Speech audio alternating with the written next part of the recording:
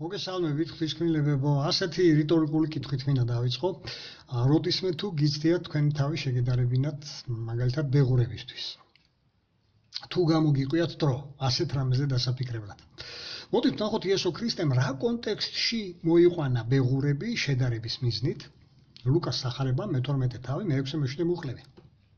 დააკვირდით აქ მე-7 მუხლის მეორე ნაწილს. იესო გვარწმუნებს, რომ რაც კი ბეღურებია ყველა მათგანს ჯობი ხარ თუ ადამიანები. თამაში პირველ ნაწილში თუ ვაკვირდებით ახლა მე-7 მუხლის იგივე მუხლის პირველ ნაწილს გვარწმუნებს, რომ ჩვენ შესახებ, ჩვენი აგებულობის შესახებ, გარეგნობის შესახებ თითოეული თმისღერის ჩათვლით ინფორმაცია შენახულია უზენაესის მეხსიერებაში, ჩვენი შემოქმედის მეხსიერებაში. ხედავთ, თქვენ თუ გიციათ, როდისმე თქვენს თავზე თმისღერები დაგეთვალათ. რა თქმა უნდა არა ხო, იმდენად უმნიშვნელო გვეჩვენება, რომ ამას არ ვითვლით, მაგრამ დააკვირდით, რომ ეს უზენაესისთვის არ არის უმნიშვნელო. თითოეული თმისღერზე აქვს ინფორმაცია ჩვენ გარეგნობაზე. და რატომ თქვა იესომ, რომ ბეღურებს ჯობი ხართო? რა კონტექსტში ამბობს თუ აკვირდებით? და მარტო ბეღურებს ჯობი ვართ? ჩვენ კუებსაც ხო ჯობი ვართ, რომელიც 200 წლამდე მაინც ცოცხლობს. ჯობი ვართ ასევე მაგალითად საქოიასაც, რომლის სიცოცხლეც 3000 წელზე მეტხანს გრძელდება და საერთოდ რაც კი ქმნილებები არსებობენ ჩვენს პლანეტაზე ყველას და ყველაფერს ჯობი ვართ. და თუ რატომ ჯობი ვართ, ეს იკითხება ბიბლიის პირველივე ფურცელზე. პირველივე ფურცელი, დაბადების პირველი თავის 27-28 მუხლში. აქ ჩანს შემოქმედის განზრახვა, როცა ჩვენი სახეობა პირველი ადამიანების შექმნა, როგორ შექმნა 27 მუხლში ჩანს. და 28 მუხლში მოხსენიებული სხვა ქმნილებებისაგან განსხვავებით, ადამიანთა პირველი წყვილი იყვნენ ღვთისანარეკლები. ხოლო დანარჩენი ყველა სხვა ქმნილება შემოქმედის განზრახვის თანახმად უნდა დამორჩილებოდნენ ადამიანებს და მათი პატრონობის ქვეშ უნდა ყოფილიყვნენ. აი ამიტომ ჯობი ვართ ყველა ქმნილებას, მათ შორის ბეღურებს, კუებს, საქოიას და კიდევ ერთი პაწაწინა ქმნილება მინდა მოიხსენიო, რომელსაც შეარქვეს აქსოლოტლი. აგერ დაურთავ ფოტოს, ეს აცკეტების სიტყვიდან წამოსულია, ეს ნიშნავს წყლის პატარა ძაღლს. ესეთი ვარდისფერი ლაყუჩებით არის, ის სალამანდრების ნათესავი ამფიბია გახლავთ. მას მეცნიერები ნეუტონიასთან მოიხსენიებენ აი ამათ და როგორ ფიქრობთ ახლა საერთოდ ჩვენ ჯობი ვართ თუ არა აი ამ რაღაცას, აი ამ აქსოლოტლის. რა თქმა უნდა, ამაში ეჭვი არ გვეპარება ხო, რომ ღვთის თვალში მრავალ აქსოლოტლის ჯობია თითოეული ადამიანი, მაგრამ საქმე რა შეიცით, რატომ მოიყვანეს? აქსოლოტლი მარად ახალგაზრდა და არ ბერდება. უფრო მეტიც, კიდურებს მოაჭრით, ისევ ამოუვა, თვალს ამოთხრით, ისევ ამოუვა და რამდენჯერაც არ უნდა ამოსთხაროთ, თვალი მაინც ისევ ამოუვა. ახლაც ფიქრობთ, რომ აქსოლოტლის ჯობი ვართ. კლავაც რა თქმა უნდა პასუხი ჩვენი ასეთია, რომ ჩვენ ჯობი ვართ მას. ისიც ჩვენი პატრონობის ქვეშაა და იმიტომ აგერ აკვარიუმში აქვს მოთავსებული მაგალითად. აი ამ ფოტოზე. შემოქმედს აქსოლოტლი არ შეუქმნია თავის მსგავსად, თავის ანარეკლად. მან ადამიანები შექმნა თავის ანარეკლად, ხოლო აი ეს აქსოლოტლი ნეუტონი ამიტომა ხო შექმნა იმისათვის, რომ ჩვენ ადამიანები დავერწმუნებინეთ, რომ მას შეუძლია შეცვალოს ჩვენი დაზიანებული გენი. სრულყოფილი გენით ჩაანაცვლოს და მოგვანიჭოს მარად ახალგაზრდად ყოფნის უნარი 100%-იანი იმუნიტეტითა და სრულყოფილი ჯანმრთელობით. და მე ამაზე მარადიულ სიცოცხლეზე და რომის რეალობაა და არ არის ფანტაზია შეგიძლიათ შემოხვიეთ ჩემს გვერდზე, მიდევს ვიდეო რგოლები თუ მოისმენთ მე-14-ეს, 34-ეს, 35-ეს, 53 ვიდეო რგოლს, იქ მაქვს ეს არგუმენტები მოყვანილი წმინდა წერილიდან. და ეს ყველაფერი მიიღწევა არა ესე იგი აი ამ გენური დარგის სპეციალისტების აი ამ დარგში მომუშავე მეცნიერების შედეგად, არამედ გამოსასყიდის მეშვეობით. სწორედ ამიტომ გაიღო იესომ თავისი სრულყოფილი სიცოცხლე, როგორც გამოსასყიდი ჩვენთვის, რომ ჩვენ მიგვეღო სრულყოფილი სიცოცხლე, რომ აი ეს დაზიანებული გენი აღდგარიყო ჩვენში და დავეხსენით აი ამ ეშმაკის მონობიდან და ცოდვის ტყვეობიდან, რამაც დააზიანა ჩვენი გენი. და სწორედ მე მიდევს ასეთი ვიდეოც, თუ შემოხვართ და ნახავთ სათაურებსაც გადახედავთ, თუ რატომ ბერდება და კვდება ადამიანი, რა არის ამისი მიზეზი, როგორ ხსნის ამას წმინდა წერილები. მართალია მეცნიერები ჯერ ვერ ხსნიან, მაგრამ წმინდა წერილი ამაზე პასუხს დიდი ხანია იძლევა. და აი ამ სრულყოფილებას მოგვიტანს სწორედ აი ეს გამოსასყიდი, იესოს გაღებული აი ეს სრულყოფილი სიცოცხლე. ამაზე მე უკვე ვისაუბრე გასულ 106-ე ვიდეო რგოლში თუ როგორი იქნება იესოს 1000 წლიანი მართლობა, როდესაც მოხდება ეს პროცესი და იწყება ჩვენში. მოდით ნახოთ ეს წინასწარმეტყველებას თუ რას მივიღებთ იესოს გამოსასყიდის წყალობით, რაც იესომ გაიღო, აი ამ გამოსასყიდის წყალობით ეს ჯერ კიდევ როგორ იყო და როდის იყო მოხსენიებული წიგნ იობში, როდესაც იესო ჯერ არ იყო მიწაზე მოსული, მაგრამ ეს უკვე როგორც წინასწარმეტყველება, აი ეს გამოსასყიდის შესახებ და რას მოიტანდა ეს გამოსასყიდი, უკვე ეწერა იობის 33 თავს თუ ნახავთ, 23, 24, 25 მუხლებს მიაქციეთ ყურადღება. ნუ აი ამ კონტექსტში საუბარია სიკვდილზე, რომელსაც ვიღებთ საზღაურად არასრულყოფილებისა და ცოდვის შედეგად.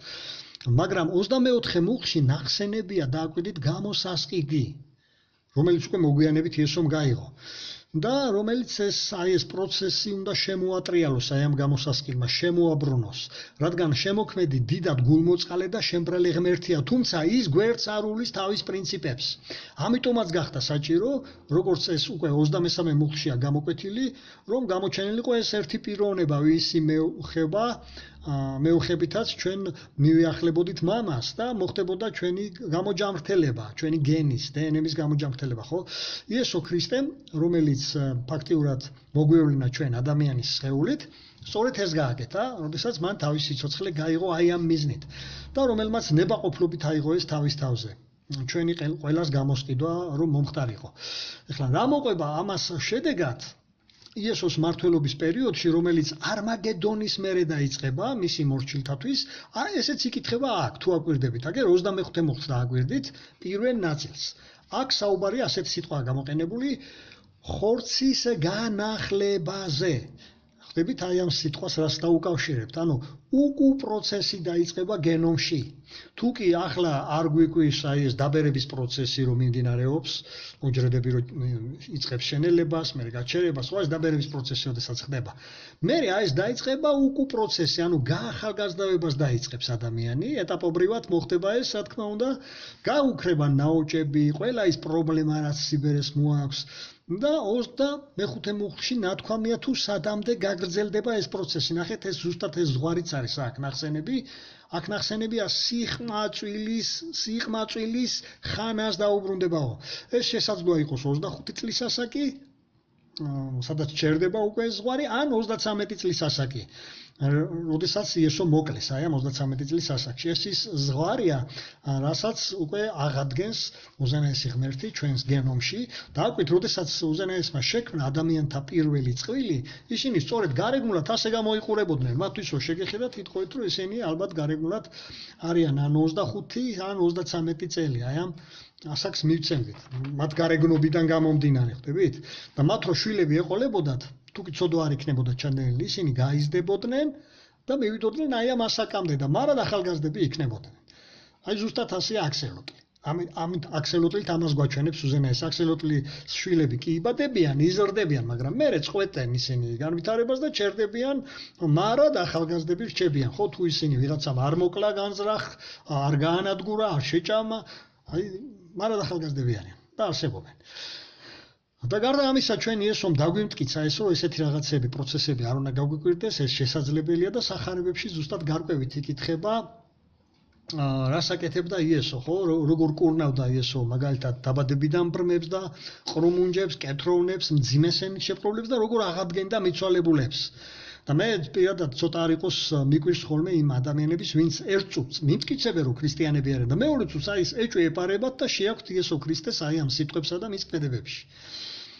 მოდით ნახოთ ახლა ერთი მუხლი თუ რას ვიგებთ აქედან.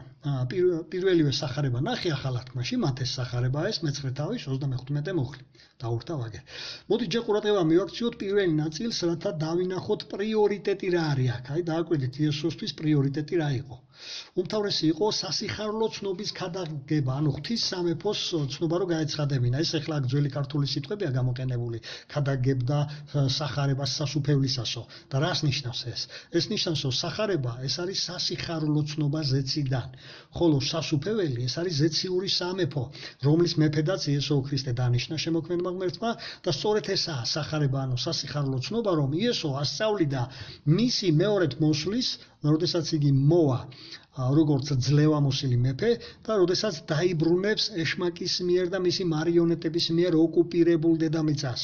და როდესაც დაიწყება მერე ის 1000 წლიანი მმართველობა ქრისტესი, რაზეც მე უკვე ვისაუბრე ამის წინა რიგით 106-ე ვიდეო რგოლში, თუ არ მოგისმენიათ, შემოითა მოისმენთ და აი მაშინ მოიმოქმედებს იესო აი ამ სასიხარულო საქმეებს, აღადგენს მიცვალებულებს, გამოეჯამრთელებს ყველანაირი დაავადების მქონე ადამიანებს, გაახალგაზრდავებს ხანდაზმულებს, მაგრამ როგორც თქვით ეს იქნება ეტაპობრივად, როგორც დაბერების პროცესი ხდება ნელ-ნელა, მაგრამ ამასთან შედარებით ცოტა სწრაფად დაიწყება გაახალგაზრდავების პროცესი.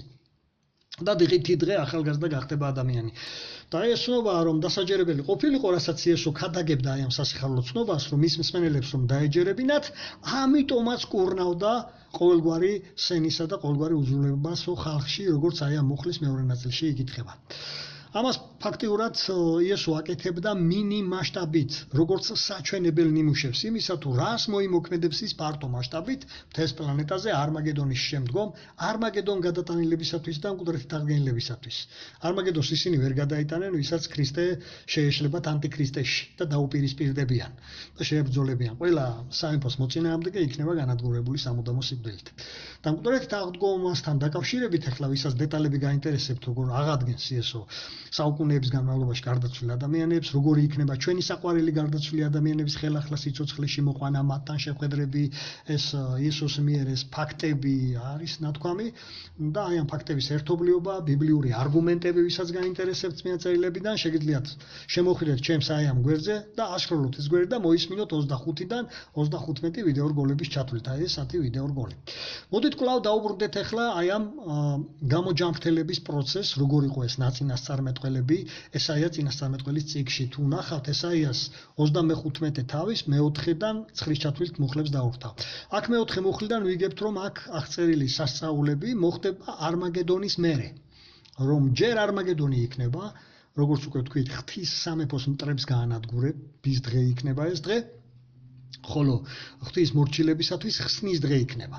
რომ ეს აუცილებლად იქნება და შესრულდება ეს წინასწარმეტყველება, როგორც ესაიას წინასწარმეტყველების დანარჩენი 95% შესრულდა აი ამ წიგნიდან, ვინც კარგად ერკვევა ესაიაში, ვიცით 95% ამ წიგნიდან შესრულებულია, დარჩენილია ბოლო აი ეს 5%, რაც უკვე ახალ ქვეყნიერებას და სამოთხეს უკავშირდება.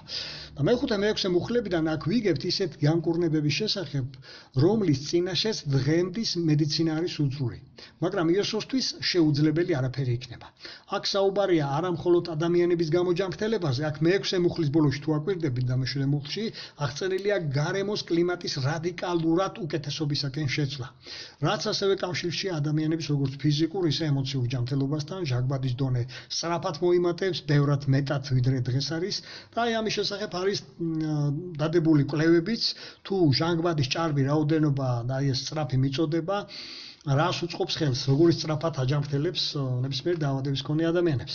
და შემდგომ მერვე მუხლში აქ უკვე აღწერილია, რომ აი ეს აღარ იარსებებენ ისეთი ადამიანები, რომელიც არიან უწმინდური ჩვევების მქონე ადამიანები, ან კრიმინალური მენტალობის მქონე ადამიანები. ხოლო მე-9 მუხლის პირველი ნაწილიდან ვიგებთ, რომ აღარ იქნებიან საშიშნი მტაცებელი ცხოველები და ამაზე მე 105 ვიდეო რგოლში თუ შემოხვდათ და 105 ვიდეო რგოლს ნახავთ, იქ ვისაუბრე დეტალები. მაგრამ ყურადღება მიაქციეთ აქ მე-9 მუხლის ბოლო ნაწილს. აქ კლავაც ნახსენებია თუ რის საფუძველზე მოხდება ეს გამოჯამრთელება ადამიანებისა და გაახალგაზრდავება. აქ კლავაც მოხსენებულია ეს სიტყვა გამოხსნილნი. ანუ აი ამ გამოსასყიდის საერთოდ გამოხსნა როდის ხდება ხოლმე ვიღაცა ტყვის პატიმრის, როცა გამოსასყიდს მისცემენ ხოლმე, ხო? ჩვენც ასეთ ტყვეობაში ვიმყოფებით, ეშმაკის და ცოდის ტყვეობაში არის დღეს კაცობრიობა, მაგრამ ვისაც გამოისყიდის იესო თავისი აი ამ სვეპლის საფუძველზე და გამოხსნილები იქნებიან, მათ ეს პრობლემები აღარ შეგვაწუხებს. და ვინც ვაფასებთ იესოს მიერ აი ამ გაღებულ გამოსასყიდს, ვინც ცხოვრობთ მის შესაბამისად და რას ნიშნავს საერთოდ რომ იცხოვრო აი ამ გამოსასყიდის შესაბამისად, ეს რო გაიგო, კლავაც უნდა ესტუმრო ჩემს აი ამ გვერდს და მოისმინო რიგით 36 და 53-ის ჩათვლით ვიდეოები და 103 ვიდეო რგოლი. და როგორი ცხოვრება გველოდება წინ? მოდით შევიხსენოთ ეს ბიბლიის ბოლო წიგნში არის მოცემული, კლავად სასიხარულო ცნობა ზეციდან, ეს არის გამოცხადების 21 თავი, 3-დან 8 ჩათვლით კონტექსტ დაურთავ. აი ამ კონტექსტის მე-6 მუხლში ნათქვამის სიტყვები მე ვარ ანი და ჰაე, ანუ დასაბამი და დასაწყისი, ანუ რითიც დაიწყო ღმერთმა დედამიწის შექმნა, ზუსტად იმით დასვა, ანუ რაც იკითხება ბიბლიის პირველი თავის ანუ პირველი ფურცელის პირველი თავის ბოლო მუხლებში და მეორე თავში ზუსტად ამას აღადგენს. ამას ნიშნავს ანი და ჰაე, დასაწყისი და დასასრული. და აქ დააკვირდით მე-4 მუხლში, ანუ რეები აღარ იქნება. აქ ჩამოთვლილია ხო ეს ტკივილი, რომლებიც ცრემლებით არის გამოწვეული, სიკვდილი, ტანჯვა, ეს ყველაფერი რაც არის ნახსენები, ეს ყველაფერი მოისპობა. და ვინ მიიღებენ ამას? მე-7 მუხლში საუბარია ის კატეგორია ადამიანების, ვინც ბოლომდე ერთგულებას შეინარჩუნებს ღმერთის და აი ამ მისი გზების. და მე-8 მუხლში საუბარია რა ელოდებათ მათ, ვინც კლავაც გააგრძელებენ იმ ცუდ ჩვევებს, ქცევებს, რის გამოც ისინი სამუდამოდ დაიჯებიან მეორე სიკვდილით, საიდანაც დაბრუნება აღარ არის. ამიტომ ყველას გისურვებთ წარმატებას, ვინც ბიბლიას იკვლევთ, მეტი გაიგეთ ღმერთის შესახებ, მისი გზები